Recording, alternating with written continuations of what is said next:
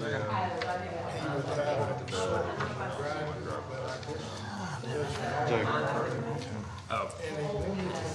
All right, it is 9:30. We'll go ahead and get started with our pre-meeting for our 10 o'clock council meeting. We are moving the proclamation that's on the agenda to a different date with schools going in late today and all the craziness there. So that'll be postponed to a later date. And we do have presentations. Caroline Swope with the Historic Preservation Report, and Carl Pruitt on the Transportation Update.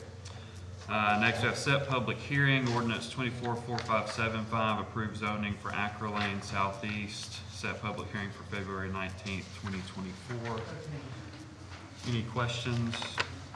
Approved monthly bills, approved December 2023 monthly bills. There were no changes. Any questions? Approval of minutes, there were no changes. Any questions? Weed abatements? No changes. Okay, any questions? All right, resolutions. Resolution 24005 approved the contract from Lightwire Solutions for managed IT services for Parks and Recreation in Point Mallard. And Jason did ask me to remove that, so we'll do that unless there's questions and put it on a later agenda. All right, any questions on that? All right, resolution 24016, authorize the mayor to purchase 401 11th Avenue Southwest and 311 5th Avenue Northwest from the state of Alabama. No changes unless there's questions. Are you going to explain that? Because I got more calls on that than anything. Are you going to explain that during the meeting today? Thank you. All right, any other questions? Resolution. Either way, I mean, I can do it now and then, or at the meeting. I mean, in the meeting's fine. I got several phone calls on that one, Alan. I think I explained it well, but I just want, there might be more people in the public who want a better answer. All right, resolution 24017, approve of annual Red Sage Master Services Agreement and Statement of Work. That's just a renewal, it's no changes. All right, any questions? Resolution 24018, approved Department of Youth Services continued usage of city school facilities agreement. That's same, it's just a continuation, yeah. All right, ordinances first reading, ordinance 244574, approved parade ordinance revision. We just went back and revised the entire chapter to try to update it, to make it more modern in its. Okay, any Coverage. questions? All right, ordinance 244573, approved request for Lisa Edwards caregiving and transportation located at 401 14th Street Southeast, Building 3A, Suite 3. Yeah, thanks. Any questions? All right, we will get started at 10 o'clock.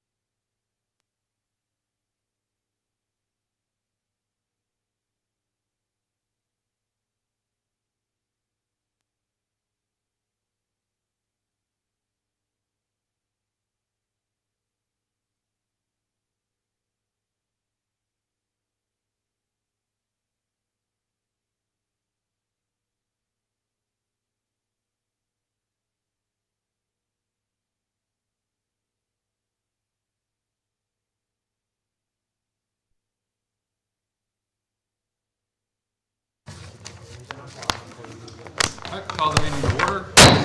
Alan Stover will lead us in our invocation and pledge. Let us pray. Dear Heavenly Father, as we come to you today, we just thank you for this opportunity to come together, God, as a city, God, to make decisions for the city. And I pray that you just be with us, that we'd make those decisions wisely. God, I just pray that you'd be with the city, God, the state, God, and be with this country, God, that as we go into the election. God, I pray that whoever is elected, God, is the person that you would have to run the country. God, I pray that you'd be with this council, that they would make the decisions that you would have them to make. And God, be with us as individuals, God, that we would look to you for leading guidance. God, we thank you for everything, for all that you do for us. In Jesus Christ's holy name we pray. Amen. Amen. I pledge allegiance to the flag of the United States of America and to the republic for which it stands, one nation, under God, indivisible, with liberty and justice for all. Thanks, Alan. Roll call. Ladner. Here.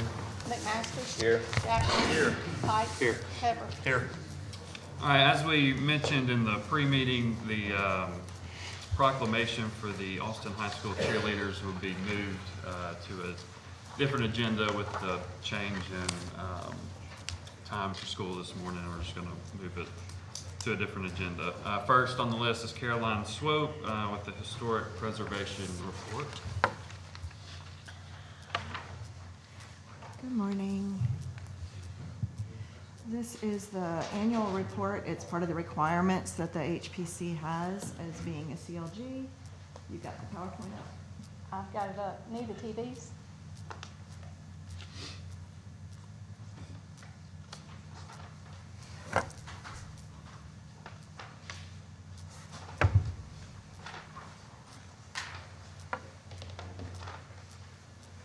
There we go. All right, first slide, please. A reminder that the City of Decatur, it's a certified local government, and so its responsibilities through its agreement with the National Park Service is to maintain a preservation commission, to survey historic properties and sites, review National Register nominations, provide a venue for public participation in historic preservation, and enforce state and local preservation laws. The benefits are we have access to special pools of money from the federal government that the state they're the intermediary, so they're the ones that hand it out. We receive technical assistance from the state, and we have legal status as a consulting stakeholder in federally funded projects. Next, please. So with the certified local government responsibilities, next, please. Our Historic Preservation Commission, and this year we did a division between the commission and the Architectural Review Board. The Preservation Commission has 7 members, 1 archivist, and representatives from council districts across the city. All commissioners are required to train several hours a year per state requirements. Terms are 3 years with option to renew. And we did bring in trainers to conduct that training this year. Next, please. These are completed grants for 2023. Girl Scout Little House, that one took a little while because of COVID. That was an ETF grant that we received from the great state. It was just over $15,000, and that addressed a new roof, fixing some of the decay on the windows, putting some storms up on the windows, new doors, painting, and addressing some wood rot. So that was a non-match grant from the state, so most of that was covered by state funds. Next, please. A grant for the state as a certified local government for updating design review guidelines. These had not been updated in about 20 years, and these are for the 2 districts that receive a local design review. This is Old Decatur, and this is Albany. So these are the ones that you hear about where they do have a design overlay on those districts. So the design review guidelines don't change a whole lot because they're set on federal standards, but the ability to explain them to people and give really solid illustrations has changed. So the new guidelines have probably over 100 illustrations to help people really understand what is appropriate and what works best in those districts. So those have gone into effect this year. Next, please. Educational Trust Fund grant. We finished off the survey of Magnolia Sykes Cemetery. They found 882 markers That represented 897 burials because sometimes a husband and wife have one marker and they're both under that marker, ranging between 1903 and 2010. And then 707 anomalies which are consistent with unmarked graves were found within the cemetery. How many again? 707. And I'm reviewing the final report on that now as we're going through the last.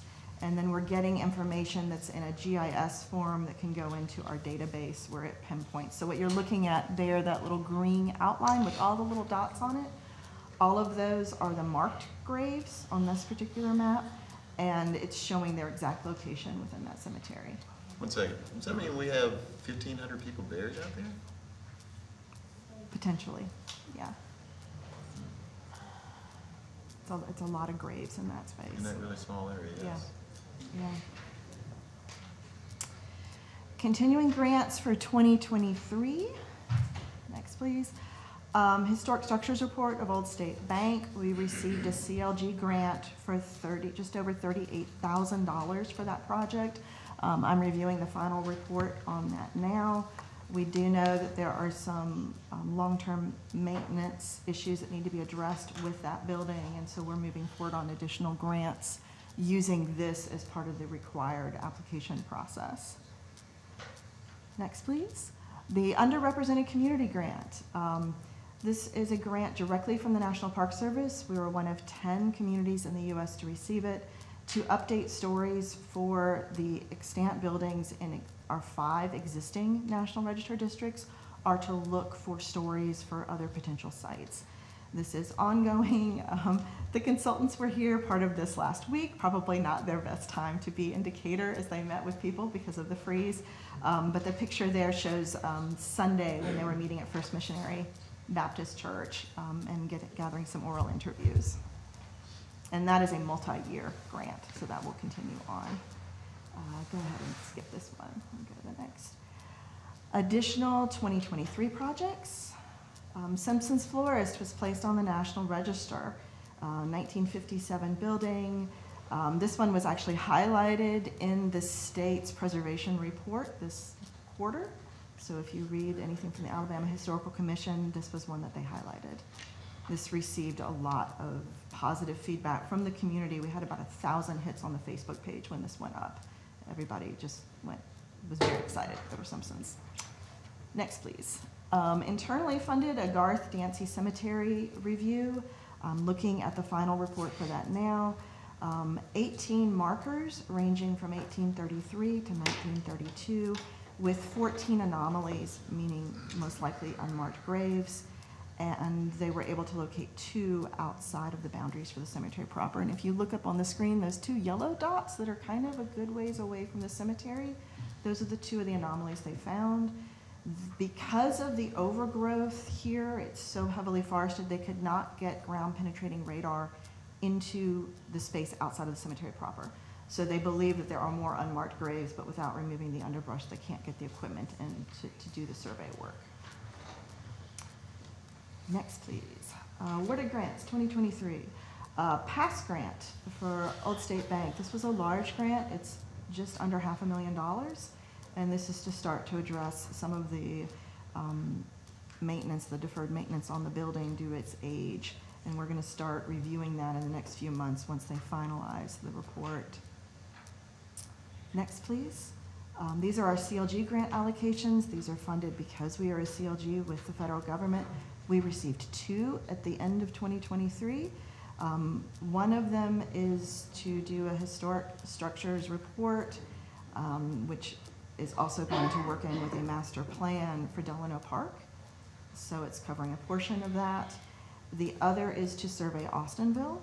Austinville was its own city until it was annexed by the city of Decatur, and they're looking to see what sort of resources are in Austinville and if they're worthy at the federal level of being able to have protection. Those 2 CLG grants combined are $42,000.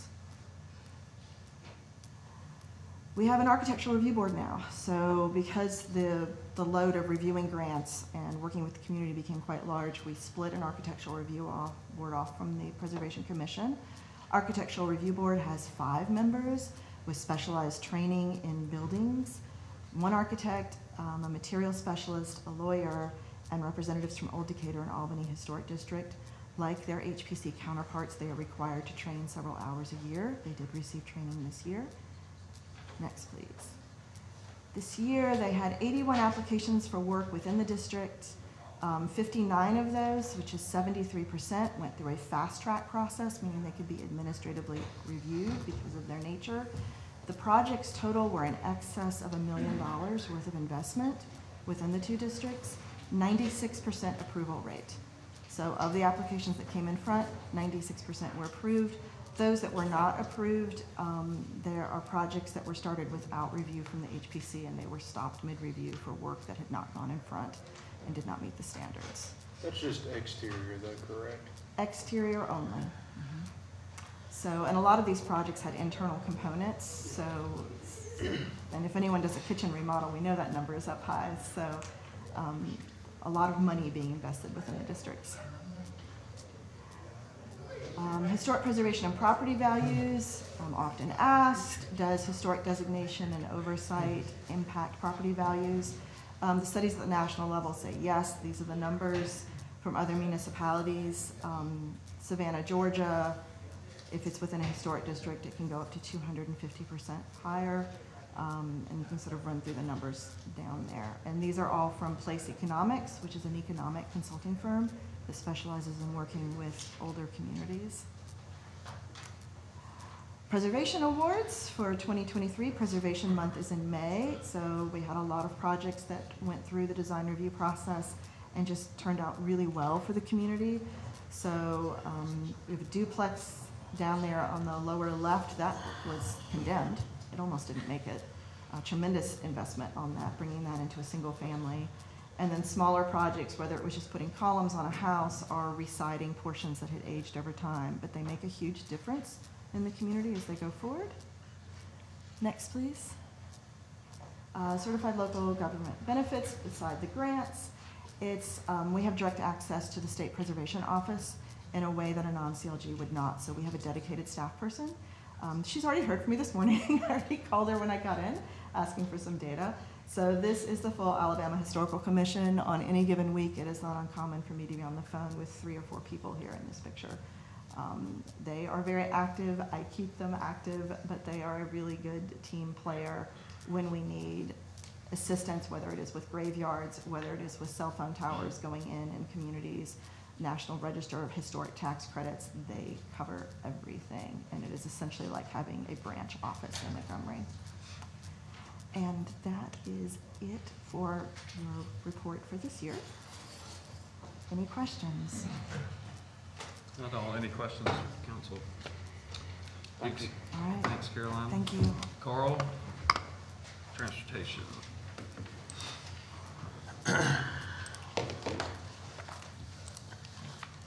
So this is our City of Decatur annual, I guess, transportation report. Basically, it's our resurfacing from fiscal year 23. In 23, we spent just over $2 million in resurfacing, and and then we had other projects, additional projects beyond that we spent more than that on. And then the next one is all the streets that we accomplished in 2023. I'm not gonna read all those. And then we get into the financials of it through the general fund and capital improvements fund.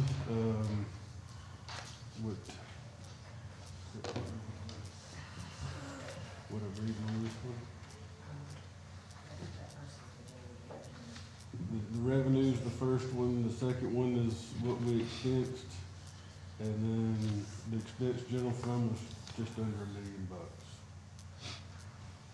Then our 7/6 gas tax, we had $141,000 in revenue with a $6,400 fund balance. We had estimated spending $146, and we spent $131, so $24,000 carried forward from 23 to this fiscal year. The 4 and 5 cent gas tax, same thing. We actually received $314,000. We had estimated spending $317, and we spent $314. We already had a fund balance of $35,000, so we carried forward $20,000 from last year, this year. In our rebuild Alabama gas tax fund, which is the newest fund, the revenues were $414,000. We had estimated $588,000, and we spent $510,000. And there is a larger fund balance in there because we had rolled some streets forward, and we actually double budgeted that in the general fund, so that's why that fund balance is so high. Then on the last page here is the street that we had budgeted that we didn't get to in the fiscal year 23 budget. Basically, most of those because we were waiting on Decatur Utilities to finish their pipe bursting projects, but as soon as they get those finished up, we'll get to those streets this year. What is lane mile these days, just for a basic resurface, just a guess? Trying to think, I had that figured up at one point in time. I'd have to relook at the numbers because the prices have gone up. Yeah, that's kind of what I was asking. I mean, we spend more but don't get as much. And as prices go up and wages go up, that's gonna be the case. Yeah. I mean, the city council has consistently provided a good bit of funding, so that has helped out drastically. Even with costs going up, we're still getting a lot done. Yeah. All right, any questions for Carl? Thank you, sir. All right, we'll move into our regular agenda. First item is set public hearing, ordinance 244575, approved zoning for Acra Lane Southeast, set public hearing for February 19th, 2024. Yeah, good morning, council. This is the rezoning to Ag 1.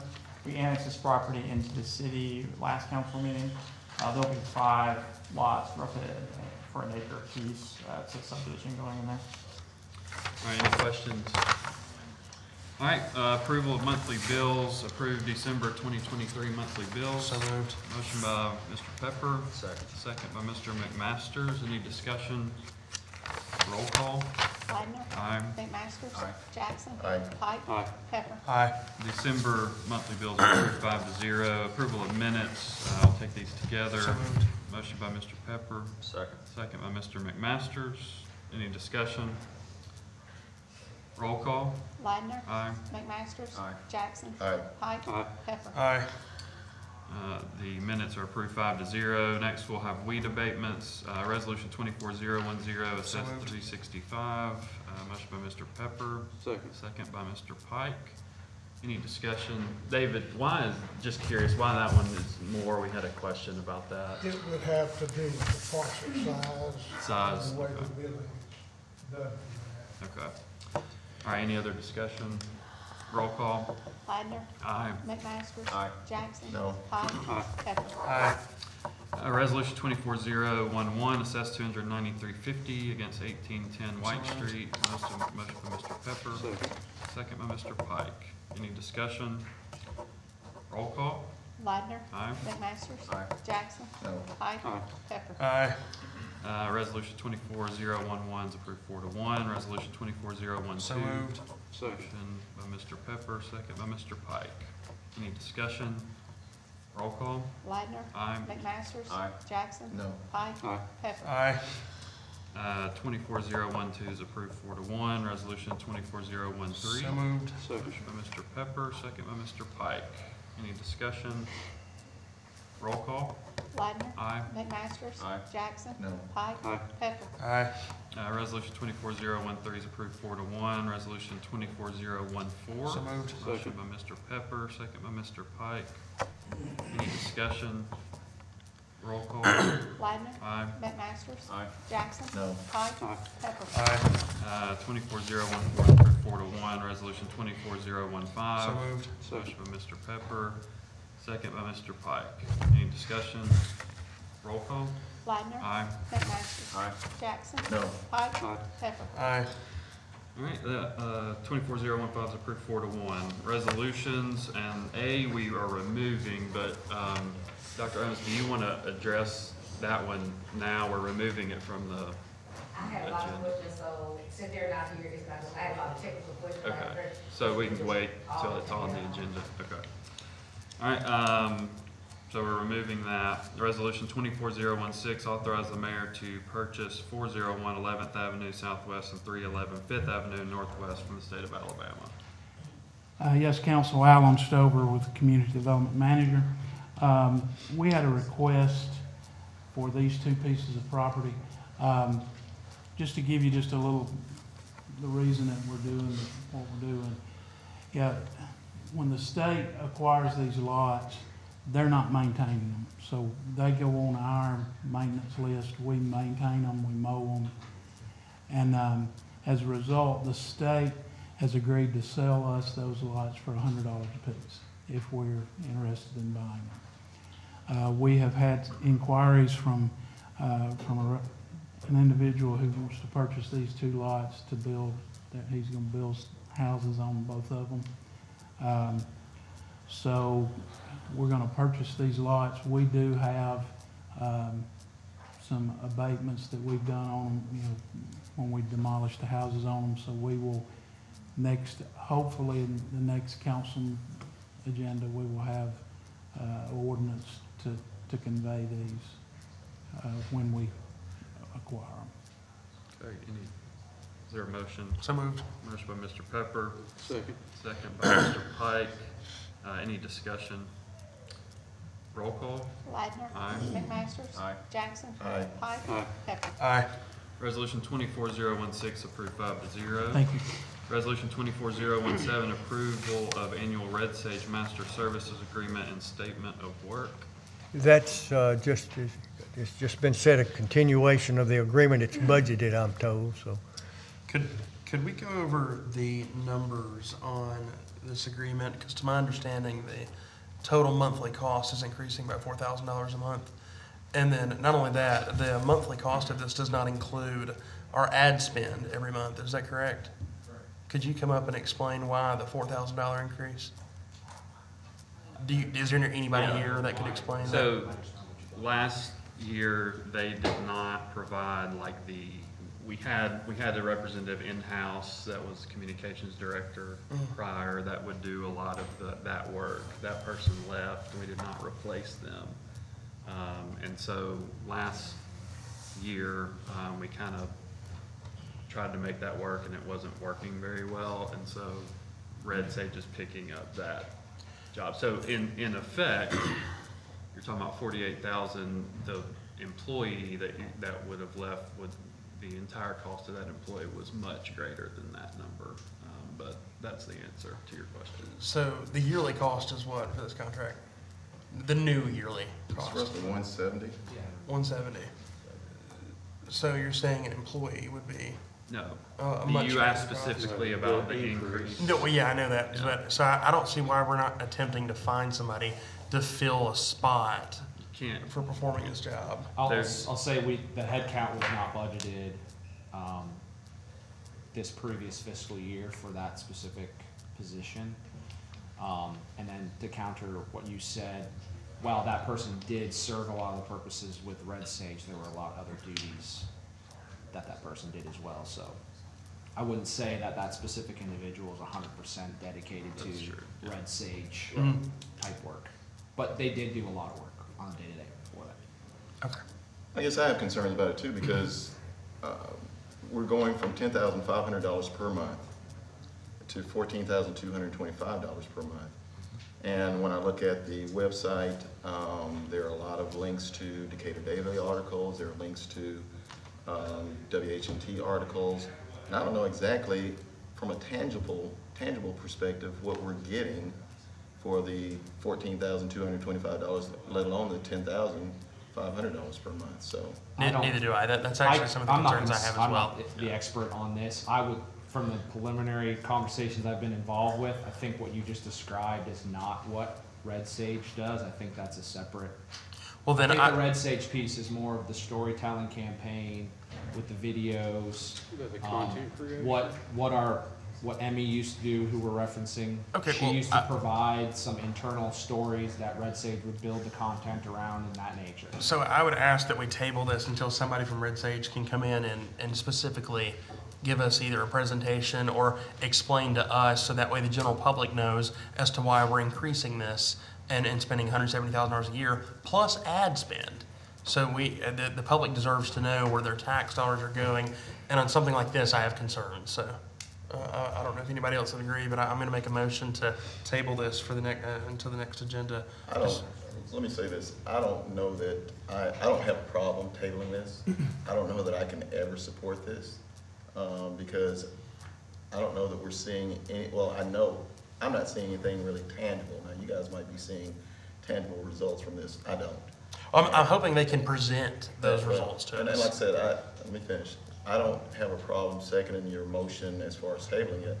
I won't support it, but when Caroline spoke earlier, she showed us tangible results as to what we were getting for the investment that we made into those boards and commissions, but I don't see tangible results here. We can't say this is directly related to that. And so $170,000 a month, per year, $14,225 per month is an excessive amount from my perspective. Yeah, I do have a motion to table. And I'll second it. Second by Mr. Jackson. Any discussion on tabling? My only discussion on the table vote would be that this was part of discussion we had at the budget season, and it was budgeted, and the budget was approved, so. And again, I won't support this either way. Right, But I'm just- I follow The you. point is to table it I got one you. more I got session, you. we actually discussed this. The increase was budgeted. Yeah, This and is- discussed. Yeah. But I'll just say that there were increases in a lot of things. And still, it doesn't make it, just because we budgeted the item, doesn't make it something that we need to hold up, and we still have to vote on, so, anyway. Any discussion on the tabling? All right, roll call on tabling. Ladner, No. McMasters. No. Jackson. Aye. Pike. No. Pepper. Aye. All right, the motion to table fails 3-2. Is there a motion to approve? So moved. Motion by Mr. McMasters. Second. Second by Mr. Pike. And we did have, Dr. Owens, if you want to speak on that item. Well, here's, I just have one question. You signed in to speak on it, so. And it's gonna be hard because people from Red Sage are not here, and I know they're a great company. My concern is it's a master service agreement, so my understanding of master service agreements is, you can at any time within what you have budgeted, you can ask for various services. And also, if you have additional funding, you can also get additional funding without adding to a master service. You add a little bit to the scope. They already have under your public relations, and we know we need a communications person, so I'd rather table my question until, they're not gonna come and present anymore. But I was wondering, with us needing a communications person in the city, why under this public relations, under this master service agreement, have we not considered having them come and add to that scope to do that? That's a good question, and I'll try to speak for them. They would say that they would have to outsource. They're not a public relations firm, they're a marketing firm. So they would actually have to hire. So if we were looking to do that, and there's been some discussion about that in the newspaper and other things, but I think we should do that directly, because typically if they did it for us, they're gonna upcharge. Because we need someone with strategic communication. Yes, Okay. more so than marketing. Gotcha. That would be separate. All right. Okay, any discussion on this? We do have a motion and a second. All right, roll call. Ladner. Aye. McMasters. Aye. Jackson. No. Pike. Aye. Pepper. No. 24017 is approved 3-2. Resolution 24018, approved Department of Youth Services continued usage of city school facilities So agreement. moved. Second. Motion by Mr. McMaster, second by Mr. Pepper. Any discussion? We're primarily using gyms, and we just tore down TC Allen. Answer is yes, we Okay. did. All right. I support this because I know that we're short, but all the more reason that we should not have gotten rid of TC Allen. But go ahead. And I would say too, we need to build Decatur Youth Services. I agree with as that, well. but we're still gonna need, even when we build Decatur Youth Services, we're still gonna need other facilities to accommodate the number of kids that they have, and, we just tore down a perfectly functional building, so that's my concern here. I'm gonna support this, because I know we need, this, but I don't, anyway. All right, any other discussion? Roll call? Ladner. Aye. McMaster. Aye. Jackson. Aye. Pike. Aye. Pepper. Aye. Resolution 24018 is approved 5-0. Ordinances first reading, ordinance 24457 for approved parade ordinance revision. Yes, sir, we went back and have a suggested amendment of the entire chapter to update it and make it more clear as to what a parade covers. And it basically only involves if the police chief thinks traffic control or it's going to block or close streets. It allows up to 5 people. 5 people or more are involved. If it's less than 5 people, then it's not a parade. There's an exception. I'm just talking about the items I think are relevant to what we're looking at. There's an exception for picketing, demonstrations, or protests that will be conducted entirely upon public sidewalks or parks and do not interfere with the normal flow of pedestrians or ingress or egress to buildings, parking, or rights of way. And it's, in this case, unless it does that, it's not a parade. So it covers some areas. That's almost verbatim what Florence did. That's correct.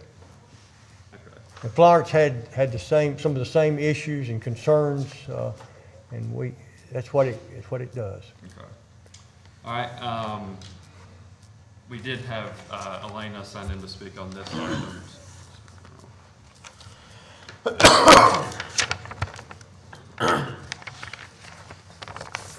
I guess the only thing I really have to say is thanks for taking ACLU's stuff and actually putting it into Decatur, because we do need change like this, and it looks a lot better than the original parade ordinance and how it was written. But where it says permit when required under section 4, it talks about picketing, demonstrations, and protests.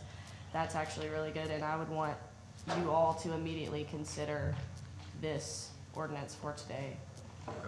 Yeah, I'll move for immediate consideration. Second. Motion for immediate consideration by Mr. McMasters and second by Mr. Pike. Any discussion on immediate consideration? All right, roll call. Ladner. Aye. McMaster. Aye. Jackson. Aye. Pike. Aye. Pepper. No. All right, immediate consideration fails with a vote of 4-1. This will go to the next agenda to consider. I did want to make one comment. If you read what Florence did, and I think you guys did, they also amended their noise ordinance at the time, or it actually it did not pass immediate consideration, so they had to do it a meeting later than they did their parade ordinance.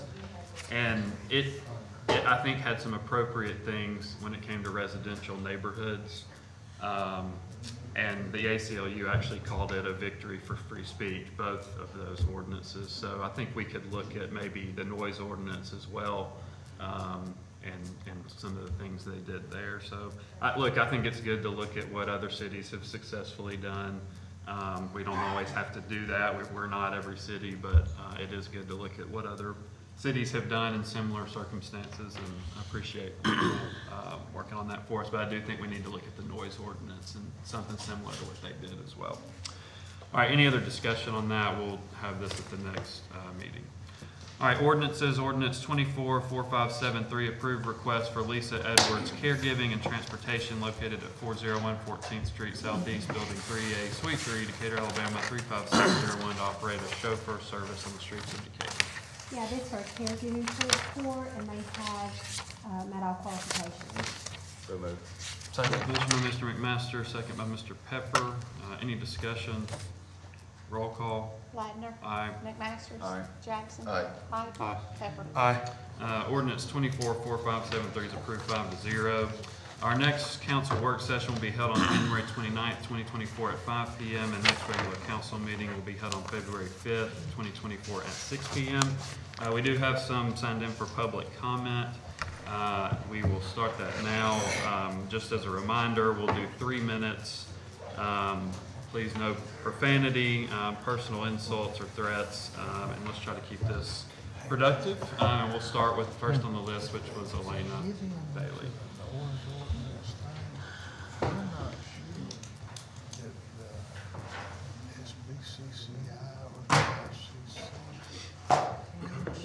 Let me take a breather so that I can be respectful, because I think it's really disrespectful that me and you had the conversation about changing the parade ordinance, and then you don't want to immediately consider. That's crazy to me. Wow, look how long it's taken us to even spark any amount of change in this city since September, and it's just something as simple as a parade ordinance, and you can't even immediately consider it, even though it's immediately being weaponized against your constituents by our mayor.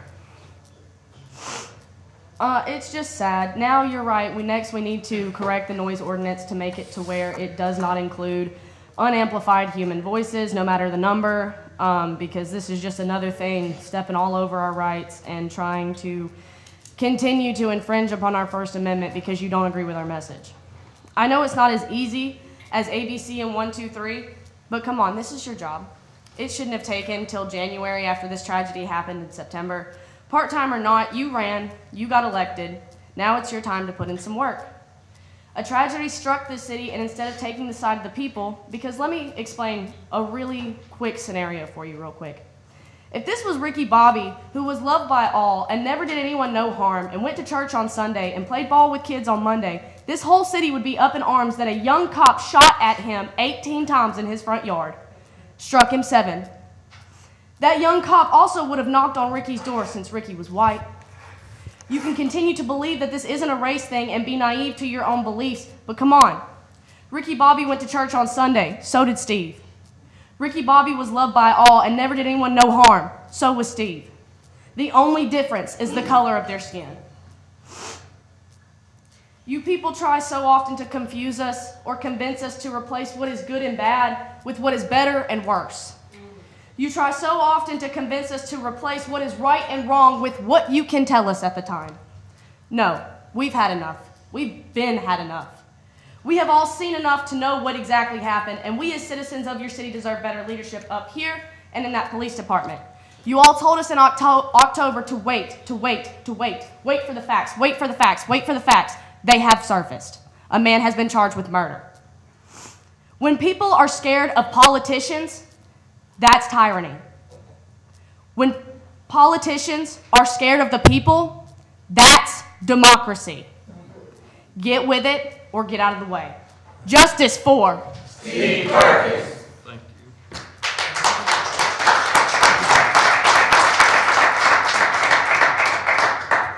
Claudette, I didn't know if you wanted to speak of public comment. Oh, no, I wasn't. Okay, just wanted to make sure. Walter Orr. Gotta ask the question. Now, see, we know a lot of people have been talking about seeing the camera footage and different things like this. What is the process with the tow truck drivers? And what is the process with them entering this man's home after he was unalive? So what's the process on that? What y'all got going on with that? Nobody want to talk about that. What about when they was shifting his legs out the way, picking up gun shell cases off the ground and let the tow truck driver get out? Can we get some charges on that? I mean, we ain't been talking about that. We ain't heard nothing about it, so what y'all got going on? You got something to say about it? If you want to comment, I would assume they were attempting to resuscitate him on the ground, which is actually on video. Nah. So that justified them to go in this man's house after he was unalive, and didn't even contact his wife to let her know that they were entering his house. Come on now. These some things we need to know. You know what I'm saying? Make it make sense to us, because we can clearly see what's on the video. But y'all went into this man's house after he was unalive. For an hour while he on the ground. We know this. And we already see the face of evil. We know who they are. But can y'all got nothing to say on that? As far as a tow truck driver. Is that your Yeah, question? yeah, well, no, as far as the tow truck driver If being there able to was a- leave the scene, yeah, if he was- he left the scene of a murder, period, which he was not even allowed to be there. I understand. He left the scene of a assassination. You should probably contact Scott Anderson. You know what, brother, you just held on that. But at the same time, they allowed this man to leave the scene of a murder, right? When my brother was murdered in my father's yard. 2 years, it would be 3 years in Father's Day. He was murdered. When we pulled up to the scene, none of us was allowed to leave. The damn dog couldn't even go out the yard. They taped everything up. But y'all telling me they can cold blood murder somebody and let this man drive off and then enter this man's home illegally for over an hour? 4 months, no repercussions. No repercussions in 4 months on that? Let Mr. Orr speak, please. But I'm just saying, come on now, make it make sense. Because if you and I was together and I murdered somebody, you going to jail for accessory. You was with me. But ain't none of these people went nowhere. We need to know that. That's other things we need to be touching on, and we're going to be touching on that. That's exactly where it's being done. Swept under the rug, like, oh, we've been worried about the video, and getting justice. No, we want justice for everything. Because they were in the wrong. And shooting into an occupied dwelling. If I shot somebody and then shot into an occupied dwelling, I'm going to jail, and I damn sure ain't going to sit there 30 minutes. I'm going to be there to the max. That word right there, consider water in a bridge. So, you know what I'm saying? You get what I need. Facts. But I'm just saying, though, think about it. Hey, we gotta let the speaker speak. But I'm just saying, like, these questions we need answers to. Y'all can't answer that, but y'all can sugarcoat everything else. And we're gonna wait. I ain't worried about that, B. I'm just being honest. We need answers to this. You know, get your answers together. Get your facts together since you say you saw the video. You know what I'm saying? Yeah. We need answers for that, because we're going to come on y'all head hard about that. I think those are good questions. Good questions, but no answers, though. I don't know the answers. They questions with no answers. Yeah, that's all we've been getting for 4 months. I don't know the answers, but it's questions with no answers.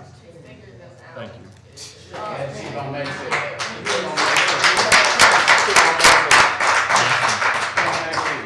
Justin.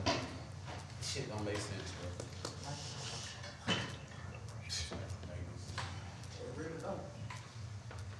I rewatched all my videos, see how they do it. Good morning. Justice for Steve. Justice for Steve. I had heard on the news that an attorney from the city, I won't say who, but had said that they're working diligently on my house and getting it fixed. I just want to say that I hope none of the medical professionals in the city adopt the city's interpretation of the word diligent, or the mortality rate in the city is going to go through the roof. I do got a question for you guys up here. Why a lot of times when there's times for you guys to discuss topics, when Jacob Ladner says that, you know, any discussion, some people voice why they don't want something to go through, but then the rest of the people up here don't say why they're in favor of something. And I feel that if I was up here, I would sit there and, let's say Jacob Ladner said, no, I think it's stupid. Well, if I'm voting yes, I would sit there and say, well, you know, I'd make my case so that the public knows why I'm voting yes versus no. I would say I typically do. I mean, y'all can speak for yourselves. Well, you two talk more than anybody else. Well, I'm wondering why Mr. Pike or Hunter Pepper or Nick Masters doesn't speak up as far as why they're voting. Yeah. Which way. All I can speak for is myself, and if there is someone voting different than I am, I would say I almost always do say why, but I'll let everybody else speak for themselves.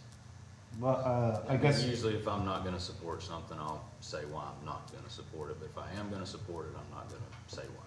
so. I guess on that point, why did you vote no?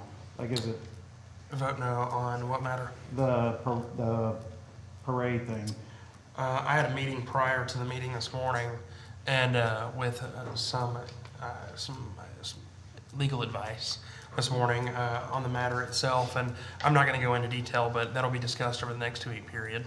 The next, say again? The next 2-week period into the next meeting. It'll be discussed throughout this 2-week period. By you or somebody else? By myself and other individuals, and eventually maybe if the legal department, I'm sure will at some point get involved.